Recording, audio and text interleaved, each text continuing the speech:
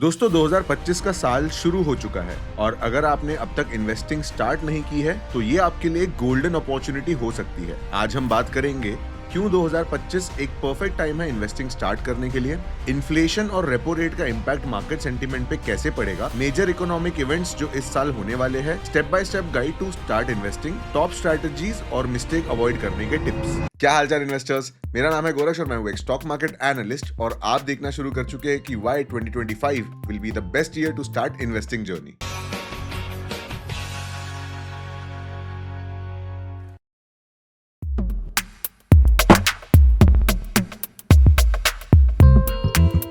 दोस्तों जब मार्केट लो होता है तब ही नए इन्वेस्टर्स के लिए एंट्री करने का बेस्ट टाइम होता है और 2025 एक ऐसा साल बन सकता है जो अगले 5 से 10 सालों के लिए आपकी फाइनेंशियल जर्नी को ट्रांसफॉर्म कर दे।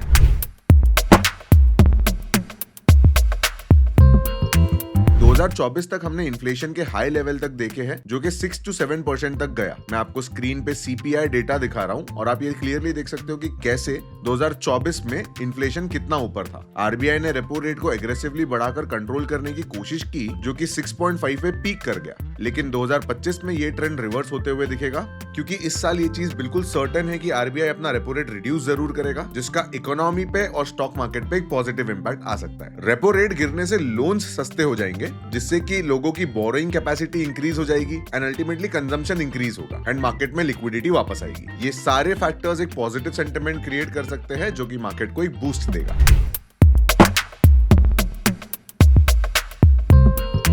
ग्लोबल इकोनॉमीज जैसे यूएस और यूरोप अब रिसेशन से रिकवरी के फेज में है और चाइना के रीओपनिंग से सप्लाई चेन इंप्रूव हो रही है।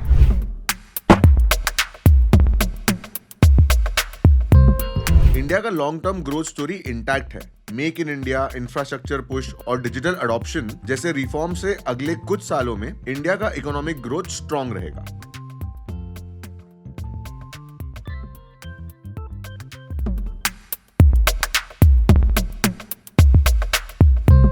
अब बात करते हैं हम उन मेजर इकोनॉमिक इवेंट्स की जो 2025 में मार्केट को इंपैक्ट कर सकते हैं। सबसे पहला और इमीडिएट इवेंट जो आने वाला है वो है हमारा यूनियन बजट। इसके ऊपर मैं एक डिटेल वीडियो बनाने ही वाला हूं, बट फिर भी इसे यहाँ थोड़ा डिस्कस कर लेते हैं। फेब 2025 का यूनियन बजट बहुत इंपॉर्टेंट होगा। गवर्नमेंट का focus infrastructure project, green energy investment और टैक्स रिफॉर्म पे होने की उम्मीद है। ये सेक्टर्स के लिए एक स्ट्रॉन्ग ट्रिगर बन सकता है।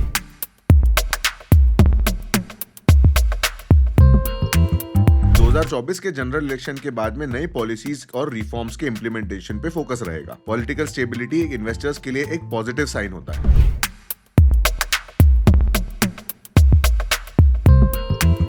The third major economic event we need to look for is the repo rate reduction. इस साल आरबीआई अपना रेपो रेट रिड्यूस जरूर करेगा और ये चीज हमें बहुत गौर से देखनी पड़ेगी क्योंकि इसका डायरेक्ट इंपैक्ट कंजम्पशन सेक्टर पे और लेंडिंग सेक्टर पे पड़ता है और ये दोनों के लिए ही एक पॉजिटिव साइन होगा।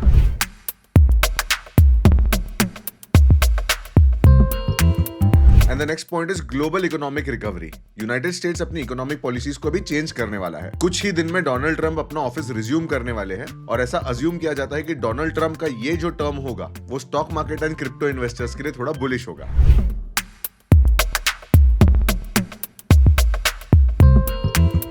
ईवी एडॉप्टेशन और ग्रीन एनर्जी प्रोजेक्ट एक्सेलरेट हो रहे हैं। फार्मा और हेल्थ केयर सेक्टर को अगले वेव ऑफ इनोवेशन से फायदा होगा। टेक और आईटी सेक्टर के लिए एआई और ऑटोमेशन नए ग्रोथ ड्राइवर्स बनेंगे।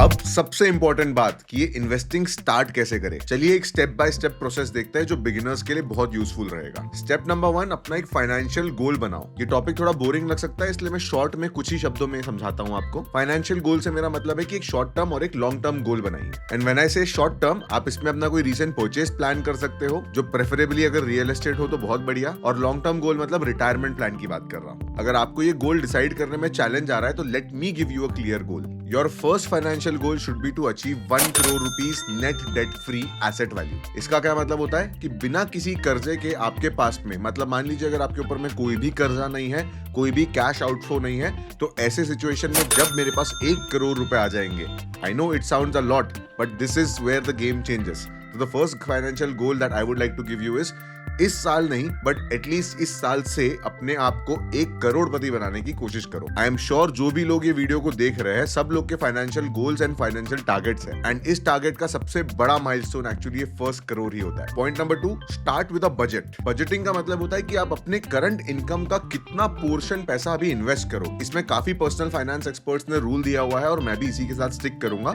आप जनरली एक 70-30 रूल्स को यूज कर सकते हो। 70-30 रूल का मतलब होता है आप अपने इनकम का 70% जो पैसा है वो अपने regular life expenses, EMIs and leisure के लिए सेव करो। बेसिकली इन पैसों को आप अपनी जिम्मेदारियों के लिए यूज करो, एंड रिमेनिंग 30% जो पैसा है इसे आप इन्वेस्ट करो। देखो, इन्वेस्टमेंट एक बहुत पावरफुल एक्सरसाइज होती है।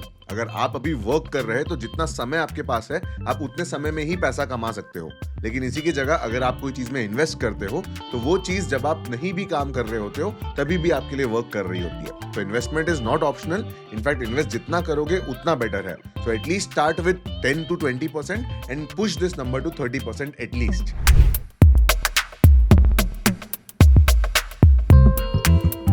Choose the right investing instrument. Indian market में बहुत ऑप्शंस है। आप लार्ज कैप स्टॉक्स में इन्वेस्ट कर सकते हो, जिसके लिए निफ्टी NV20 ETF बहुत बढ़िया इंस्ट्रूमेंट होगा। आप म्यूचुअल फंड्स में SIP कर सकते हो और उसके ऊपर एक डेडिकेटेड वीडियो ऑलरेडी बना हुआ है। आप ETF इन्वेस्टिंग कर सकते हो जो कि समवॉट म्यूचुअल फंड के सिमिलर होता है बट कुछ % बेटर परफॉर्म करता है। और अगर आपका रिस्क एपेटाइट बहुत कम है या फिर आपका एज 45 या उससे ऊपर है तो आप लो रिस्क प्रोफाइल में PPF और FDs को भी कंसिडर कर सकते हो। एंड अगर FD के रिटर्न्स आपको अट्रैक्ट नहीं करते तो आप बॉन्ड इन्वेस्टिंग को भी जरूर कंसिडर करना। Stay disciplined. अब इन्वेस्टिंग करना बहुत फायदे की चीज होती है, मेरे बताने की कोई चीज नहीं है, ये आपको पहले से पता था। बट इन्वेस्टिंग एक डिसिप्लिन होना चाहिए। जैसे हम सुबह उठते से ब्रश करते हैं उसके लिए हमें किसी को डांटना नहीं पड़ता है, वैसे ही आपका इनकम आते से आपको इन्वेस्टिंग के लिए कैपिटल अलग निकालना है। इसके लिए आपको किसी और के गाइडेंस की जरूरत नहीं होनी चाहिए। कहने का मतलब इन्वेस्टमेंट एक ऑप्शनल चीज नहीं है, ये चीज एक्सेप्ट करो और अपने इनकम का सर्टेन पोर्शन हमेशा निकाल के रखो जिसको आप अपने फ्यूचर सिक्योर करने के लिए सेव करके रखते हो। And final step in this step by step guide for investing would be to rebalance your portfolio. ये उन लोगों के लिए है जो थोड़े पहले से ही इस चीज को स्टार्ट कर चुके हैं। अब देखो, ढेर सारे कॉन्सेप्ट होते हैं स्टॉक मार्केट में। अगर आपको 1 से 2 साल ऑलरेडी हो चुके हैं when you are invested in the market तो आपको अपने नॉलेज के ऊपर वर्क करना चाहिए। कहने को स्टॉक मार्केट का एनुअल रिटर्न 15% के अराउंड होता है, बट जो लोग रीबैलेंसिंग के कॉन्सेप्ट को समझते हैं वो इस रिटर्न को इजीली 20 से 25% तक के भी लेके जा सकते हैं, जो कि लॉन्ग टर्म कंपाउंडिंग में बहुत बेहतरीन रिटर्न्स दे सकता है। चलिए अब मैं आपको कुछ टॉप स्ट्रैटेजीज बताता हूं जो बिगिनर्स यूज कर सकते हैं। अब बात करते हैं हम उन ट्राइड एंड टेस्टेड स्ट्रैटेजीज की जो नए इन्वेस्टर्स के लिए काम करती है। Number 1, stick to long term investing. ये बिगिनर्स के लिए बहुत बढ़िया चीज होती है क्योंकि स्टॉक मार्केट एक सीधी लाइन में कभी ऊपर या नीचे नहीं जाता है। इसमें वॉलेटिलिटी एक इंटीग्रल पार्ट होता है और वॉलेटिलिटी को समझना कम से कम एक साल की जर्नी होती है। 1 साल में आपके इकोनॉमिक साइकिल कहीं ना कहीं आगे बढ़ जाती है और आप समझ जाते हो कि जो चीज गिरती है वो ऊपर भी वापस आती है और जो चीज ऊपर जाती है वो नीचे भी वापस आती है। जब तक आपने साइकिल एक्सपीरियंस नहीं किया होगा तब तक के लिए स्टॉक मार्केट का बिहेवियर आपके लिए बहुत वॉलेटाइल रहेगा और ऐसे में साइकोलॉजी खराब होने के बहुत ज्यादा चांसेस है। तो पहले कुछ दिनों के लिए एटलीस्ट 1 से 1.5 साल के लिए अपने आप को एक लॉन्ग टर्म इन्वेस्टर की साइकोलॉजी से ही ट्रेन करो। Point number 2, diversify smartly. एक ही कैटेगरी के म्यूचुअल फंड को अलग अलग सोर्सेज से मत परचेज करो। A simple way of diversification would be कि आप कुछ पोर्शन ऑफ योर मनी को लार्ज कैप म्यूचुअल फंड में इन्वेस्ट करो, कुछ को मिड कैप में और कुछ को स्मॉल कैप में भी एक्सपोजर दो। इससे क्या होगा कि आप मार्केट के अलग अलग सेगमेंट में अलग अलग अमाउंट से इन्वेस्टेड रहोगे और किसी भी एक सेगमेंट का लॉस आपके दूसरे सेगमेंट को इफेक्ट नहीं करेगा। And that is what diversification is. Step number 3, don't time the market. अब देखो, क्योंकि आप एक बिगिनर हो तो न्यूज आपका बहुत बड़ा दुश्मन रहेगा। जनरली स्टॉक मार्केट के एनालिस्ट या फिर जो भी रिटेल इन्वेस्टर्स होते हैं वो क्या सोचते हैं कि स्टॉक मार्केट की स्टडी स्टॉक मार्केट के न्यूज चैनल से आती है, जो कि वर्स्ट डिसीजन हो सकता है आपका। So the best thing would be आप स्टॉक मार्केट में इनिशियली पहले 1 साल के लिए SIP को फॉलो करो। मैंने भी अपनी स्टॉक मार्केट जर्नी एक सिंपल म्यूचुअल फंड SIP से ही स्टार्ट की थी। इसमें आपको स्टॉक मार्केट का बिहेवियर एक्सपीरियंस करने मिलेगा। अब ये चीज समझो कि अगर आप इस साल इन्वेस्टिंग स्टार्ट भी करते हो तो अगले साल तक के आप करोड़पति नहीं बन जाओगे, तो एटलीस्ट अगले साल तक के आप एक नॉलेजेबल इन्वेस्टर तो बन जाओ। अगर आप timing the market, speculations and news के बेसिस पे ट्रेड करोगे तो ultimately at the end of the year अगर आपको प्रॉफिट हो भी चुका है तो भी आपकी लर्निंग्स कोई ग्रोथ नहीं ली होगी। इसलिए the best way would be to simply follow one process for the entire year and then think what you have learned and what works for you. 4th point, learn stock market. देखो, free tips के चक्कर में, penny stocks के चक्कर में या calls के चक्कर में बिल्कुल मत पड़ना। आप एक बिगिनर हो, आपका इंटरेस्ट इन स्टॉक मार्केट बहुत ज्यादा हो सकता है ऐसे केस में, और आपके इंटरेस्ट का फायदा उठाने के लिए इस मार्केट में बहुत सारे वल्चर्स भी है। उन्हें पता है कि आप एक बिल्कुल नए बंदे हो और आपको एक्स्ट्रा रिटर्न्स का ग्रीड होगा, और इस ग्रीड का फायदा उठाने के लिए हमारे मार्केट में ढेर सारे लोग हैं, ढेर सारे फ्री टेलीग्राम चैनल्स है, ढेर सारे इन्फ्लुएंसर्स है जो कि आपके ग्रीड के बेसिस पे अपना घर चलाते हैं।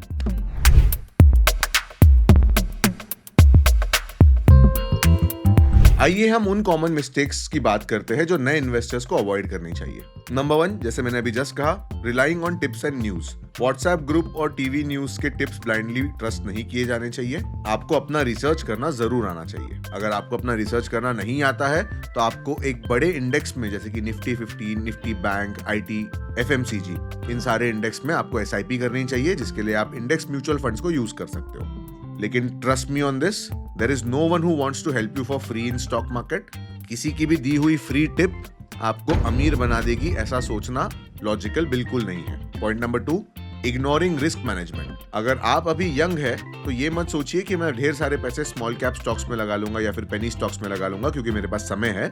इनिशियली क्योंकि आपके पास स्टॉक मार्केट नॉलेज थोड़ा कम होगा, तो आपने सेफ इन्वेस्टमेंट से सीख के फिर बाद में रिस्की इन्वेस्टमेंट्स की तरफ मूव करना चाहिए। एंड फाइनली, जो सबसे कॉमन मिस्टेक है, एक्सपेक्टिंग क्विक रिटर्न्स। आज इन्वेस्ट कर दिया और कल से पोर्टफोलियो को फिर रिफ्रेश करने मत लग जाओ कि कितना कमाया और कितना गवाया। जैसा मैंने कहा, स्टॉक मार्केट एक लीनियर सोर्स ऑफ इनकम नहीं है। आपको पहले 1 साल सिर्फ इन्वेस्टिंग सीखनी है, उस पे कितने रिटर्न्स आएंगे ये एक बिगिनर का थॉट प्रोसेस होना ही नहीं चाहिए। तो दोस्तों, मैं अज्यूम करता हूँ कि ये वीडियो ने आपको हेल्प किया होगा इस साल अपने स्टॉक मार्केट जर्नी को स्टार्ट करने के लिए। अगर आपको मार्केट के रेगुलर अपडेट्स चाहिए होते हैं तो आप मेरे फ्री टेलीग्राम चैनल को ज्वाइन कर सकते हो। मैं इसमें मार्केट का व्यू एंड कुछ अंडर वैल्यूड एसेट्स की लिस्ट काफी फ्रीक्वेंटली शेयर करता रहता हूँ। अगर आप स्टॉक मार्केट पढ़ना चाहते हैं तो डिस्क्रिप्शन से मेरे कुछ कोर्सेज की लिंक्स को जरूर कंसिडर करना, और ये चीज कंप्लीटली ऑप्शनल है।